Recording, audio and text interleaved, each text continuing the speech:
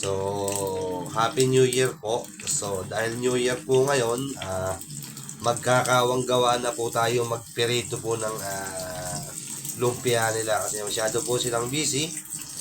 So, yan. Kahit di po tayo mahilig magluto, dahil po yung lumpia, kawang gawa. Yan po. Happy New Year po. So, makikihingi na lang po siguro tayo ng mga kahit 3 piraso dito sa iluluto natin, ha?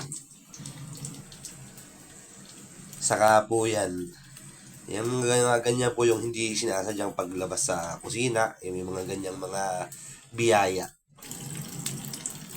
So, ayan, malapit na po siyang maluto. So, shout out po sa may-ari po ng lumpia. So, hindi ko naman po siya susunugin. Saktong luto lang po. May pagkakakilanlan naman. Salamat po and Happy New Year po sa lahat. Bye-bye, muwa-muwa.